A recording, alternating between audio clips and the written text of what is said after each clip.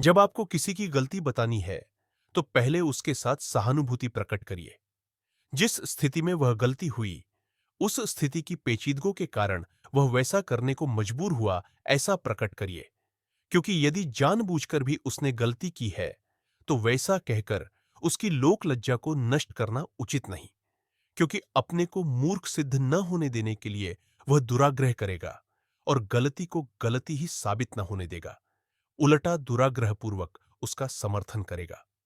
लड़ झगड़कर आप अधिक से अधिक किसी को चुप कर सकते हैं, पर इससे वह उस बात को मानने के लिए मजबूर न हो जाएगा। तरण अपने अपमान का बदला लेने के लिए उसी पर अड़ बैठेगा। उस समय की परिस्थिति से मजबूर होकर, दबाव से या अन्य कारणवश वैसा करना पड़ा होगा, ऐसा कहने से गलती को स्वीकार करना सरल हो जाता है।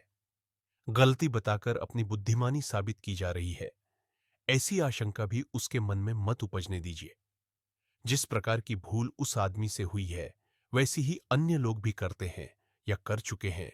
ऐसे उदाहरण बताने से गलती स्वीकार करने में उसे विशेष हिचकिचाहट नहीं होती। यदि आपसे स्वयं वैसी ही या उससे मिलती जुलती कोई भूल हुई है, तो उसका उदाहरण देकर सुनने वाले को निश्चित कर सकते हैं कि उसको नीचा साबित करने के लिए वह बात नहीं कही जा रही है।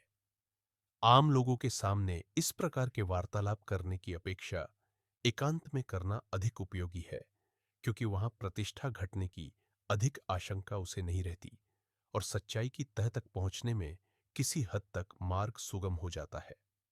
जिसने गलती की है, उसे अपराधी या पापी कहा जा सकता है, पर ऐसा कहना हानिकर है, क्योंकि इससे उसके तामस स्वभावों को प्रोत्साहन मिलेगा।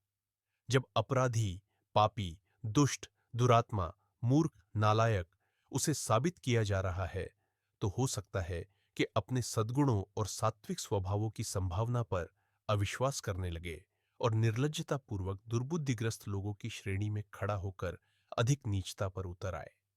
इसलिए गलती को भूल के नाम से ही पुकारिए। पाप या अपराध का कर्ण कटु नाम प्रयोग मत कीजिए।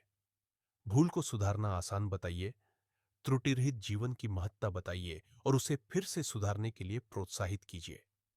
जिसने गलती की है, वह अपने को पवित्रता से रहित और सुधरने में असमर्थ समझने लगता है।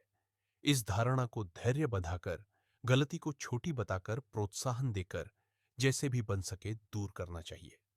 कटु वचन कहकर किसी का दिल तोड़ देना आसान है, ऐसा तो एक बेवकूफ भी कर सकता है। आपका कार्यक्रम ऊंचा होना चाहिए। दिल बढ़ाने का सही मार्ग पर लाने का प्रयास कठिन है। आपकी बुद्धि को यह चुनौती दी जाती है कि वह कठिन प्रयास द्वारा उपयोगी कार्य संपादन करके अपनी महत्ता साबित करे। पंडित श्रीराम शर्मा आचार्य